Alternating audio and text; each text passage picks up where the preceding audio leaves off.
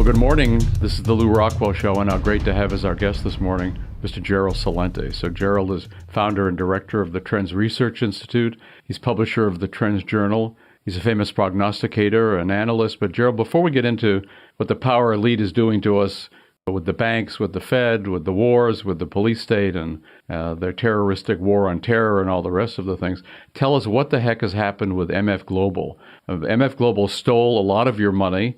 Nothing's happened to John Corzine, the CEO, or the rest of the guys there. But more important, what's happened to your money? Have you gotten it back?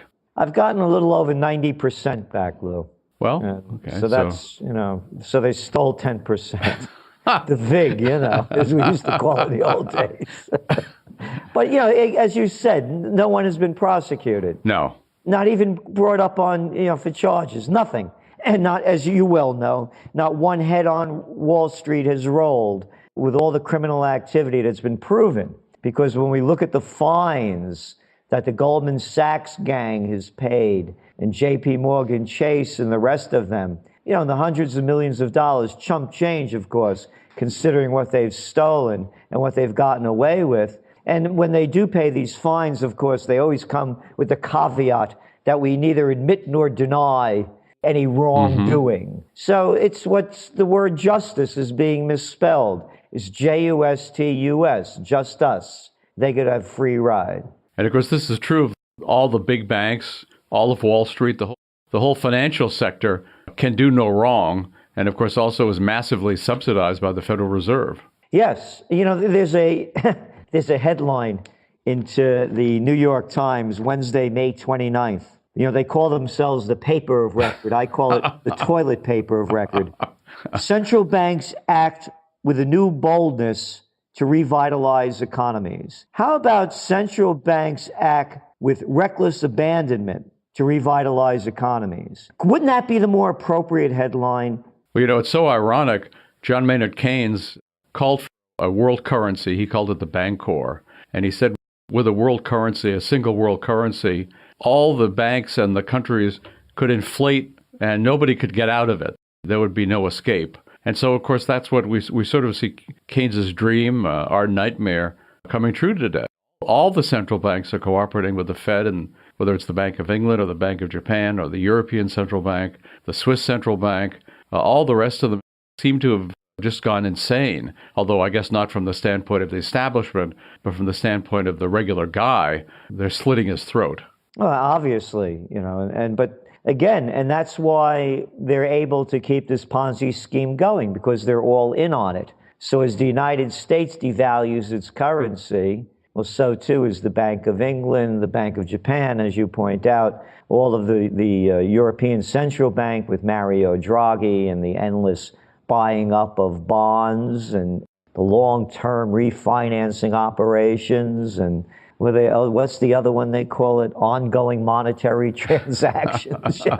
So they're all doing it, and that's what's keeping the game alive. And at some point, it's going to have to collapse. Gerald, is there going to be a full-scale war in Syria? I mean, of course, there already is a full-scale war inside Syria. But will the U.S. invade? Will the U.S. Send troops? I don't know if they'll send troops, but it appears that the next phase is the so-called no-fly zone. Remember that was made famous, by the way, under, I think it was Bill Clinton, back in the day when every time he'd get caught in a scandal, there would be a wag the dog moment, and no-fly zones were all over Iraq. And so that's the precursor into all-out war. And that's what happened in Libya as well. As we saw, first they did the no-fly zone, and then they bombed the hell out of the place. And I think that's what's going on. And the hypocrisy, Lou, is just beyond the belief. When the Russians, of course, are supplying Syria with missiles from a contract that they had going back to 2007. And now we've heard from the psychopaths of the European Union that they are now going to be supplying the so-called Syrian rebels with armaments. They're making it public now. And now they're coming out, Israel's coming out against it, all of the European Union, the United States, that little clown on the State Department, I watched him last night talking about, I forget his name, that's the flack.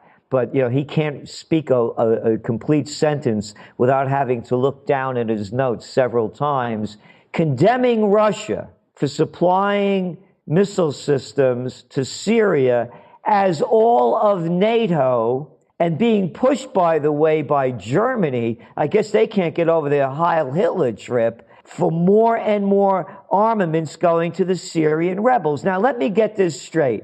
It's okay to overthrow the government via the rebels and NATO supplying all the armaments, but it's not okay for Russia to supply missiles to the government that's now there. And of course, the Russian missiles are defensive missiles. Exactly. These are not offensive weapons, unlike, of course, what NATO was supplying to the so-called rebels, the Al-Qaeda rebels. Yeah, the Al-Nusra, the form of Al-Qaeda, all these Al's around there. And again, and then people forget the history of this, is these are the people that were created by Jimmy Carter and Ronald Reagan, the so-called Mujahideen that they built up in the proxy war against Russia and Afghanistan back in the late 1970s and early 1980s. And they just keep funding them. And then the other thing that's so astounding to me is what just happened in the UK with this fellow killing a British soldier and them calling it terrorism. And I'm watching all of these people on the BBC railing out against the terrorism that's hit the UK with this one soldier that was killed by a guy that clearly said that he was doing it as a reprisal. Again, if it's true or not, I don't know, but just from what the statements that came out and him reading the statement about the 10,000 troops that the UK has in Afghanistan and the atrocities they've committed in Iraq and, of course, in Libya. Now, let me get this straight. It's okay for the UK and the US and NATO to invade foreign countries, but it's not okay when the people in those foreign countries, the sympathizers of those countries, retaliate. Is that the way it goes? And of course, the UK is funding the killing of Syrian soldiers. That's okay. That's okay. Yeah. That's okay. It's okay for them to invade Afghanistan? I mean, it's okay to destroy Iraq? It's like here at home, the U.S. government is above the law and uses the law against the rest of us, but the law doesn't apply to it.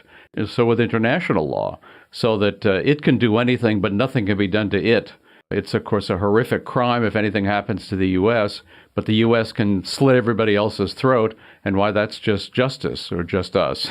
Yeah, and the other one is they're terrorists when they retaliate, or as we used to say in the Bronx, payback's a bitch. But the United States and the UK and NATO, they're not terrorists for invading sovereign nations and killing literally millions of people. They're not terrorists. I think, noticed this with Israel, where they called anybody who was doing anything to Israel a terrorist. But the original definition of terrorism is still the official State Department definition of terrorism, is attacks on civilians or civilian targets in order to bring about political change. Or threats of attacks. And of course, this is what the U.S. and its allies do every day. By this definition, killing a soldier can't be an act of terrorism. No, maybe murder, it's maybe evil and so forth and other things, but it's not terrorism by their own definition. But their own definition, again, doesn't apply to them. It only applies to other people. Well, that's a great point, yeah. Yeah, that's true. And on this whole thing, as we're talking about the economy and we're talking about war and where it's all leading, as I've said many times before, history is merely repeating itself. It's the crash of 1929, the Great Depression. We're in a depression. Yes. Greece is in it. They still don't call what's going on in Greece and Spain and Portugal and Ireland, with one of the unemployment rates approaching 30% officially, like 60% among youth unemployment. They still call it a recession. It's not a depression. And trade wars and currency wars. We have them going on right now. And then world war. That's where they're taking us. And I am really firmly now speaking out and getting every politician that I can to also join the crusade, if you will, to stop this madness and to rebuild America. The numbers coming out now is showing that it's costing us essentially $6 trillion, that's with a T, to fight the losing wars in Afghanistan and Iraq. And of course, we know who's doing it. It's the psychopaths from the military-industrial complex that General Dwight D. Eisenhower warned us about that were taking over the country. So we're just filling their needs and the crazy people that are sending us there. We need to rebuild this country. And when you think, what could $6 trillion have done to rebuild America?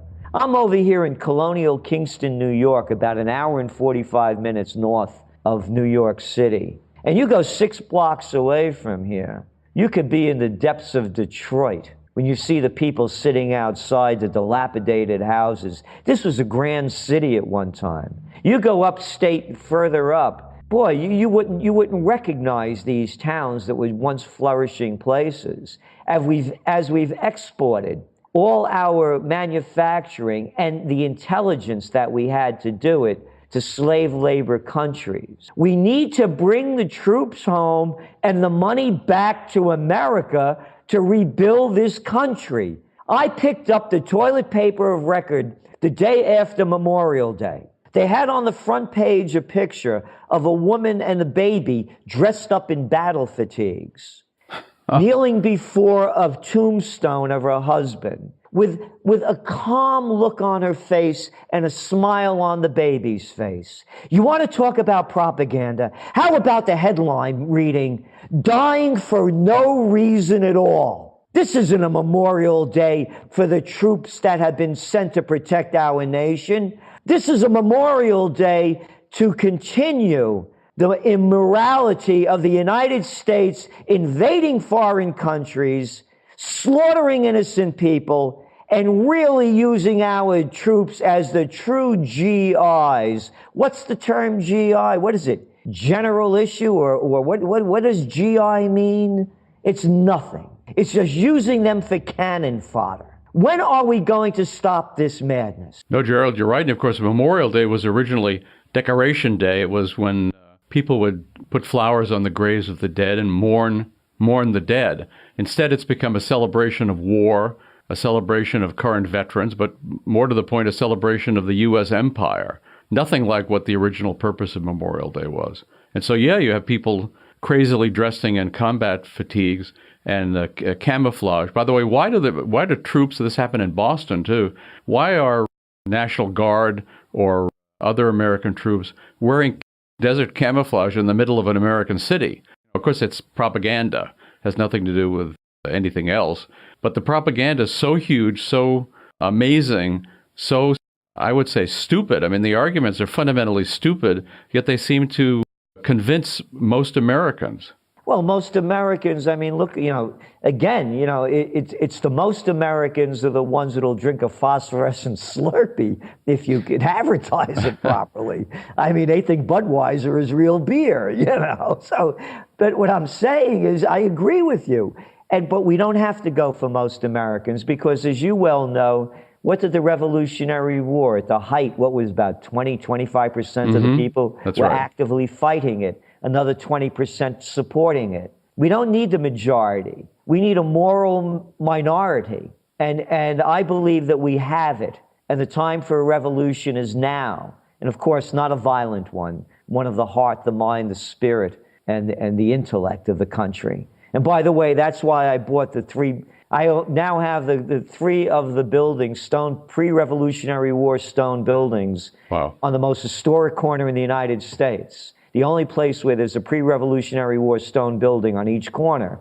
And then, of course, Kingston, New York, we had the roots of the revolution here, and I like to see the second one. And again, it can be done. All we have to do is refocus our resources that we're squandering around the world in this military madness and rebuild and restore America.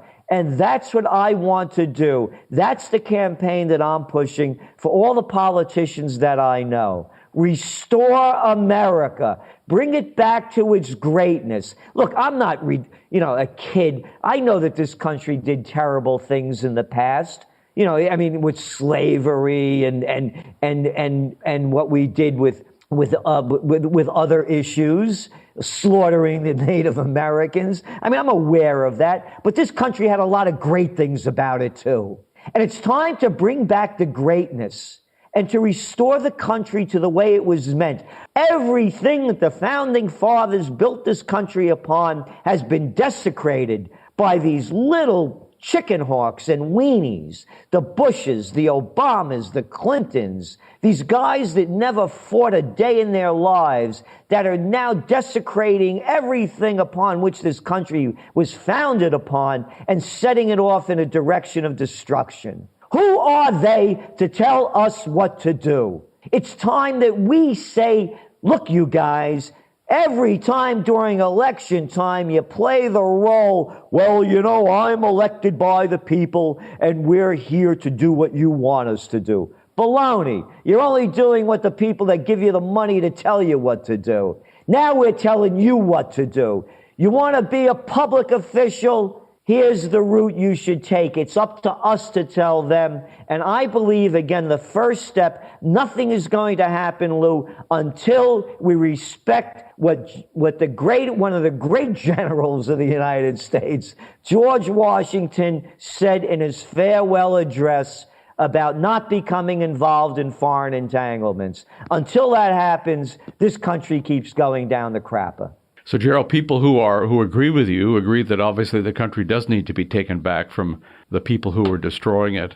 But it's important also for these people, middle-class people, not themselves to be destroyed personally and financially. What can you do if you're a middle-class guy, you have a family, you're worried very much about the economic future, you're fighting for the ideals that we're discussing today? What do? Do you just leave your money in the bank? What can you do as an individual? Well, again, I don't give financial advice. On the money end, I continue to buy gold. And as I mentioned to you, I'm buying historic buildings. You know, I'm not a real estate guy. But I'm buying them also knowing that the only reason we have any kind of recovery at all is, number one, the stimulus, which is really just printing money. There's a clean word for it. And the second one are record low interest rates. Lew, I just got a 15-year locked-in mortgage on one of these buildings at 2.85%. I mean, come on. I mean, you know, so it's ridiculous to me not to borrow money if I could afford to pay it back. So I'm using their system. So number two, I mean, here you are. I'm looking at you. You're a dressed, refined man, well-groomed and in shape. And both of us aren't kids anymore. And look at, as we used to say in Italian in the neighborhood, look at the caffones, the way they dress, the way they talk, the way they act. For people to regain their own self-respect, it doesn't take anything to dress up. If you could put on crappy clothes, you could put on nice clothes. And it doesn't mean designer clothes. But even if you want designer clothes, guess what? You could buy them at the Goodwill, Salvation Army, or thrift shops on pennies on the dollar. It's about rebuilding yourself with your courage, your self-respect, and your dignity, because that's what brings the change about. Because when you have those things, you don't take BS from other people. Gerald Celente, thanks so much for coming on the show today and giving us your message. You're a very powerful thinker and analyst and, as I say, prognosticator, too, about what's happening and also what could happen in this country. And all I can say is keep doing what you're doing.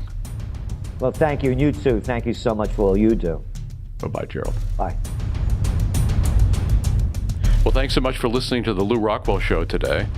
Take a look at all the podcasts. There have been hundreds of them. There's a link on the upper right-hand corner of the LRC front page. Thank you.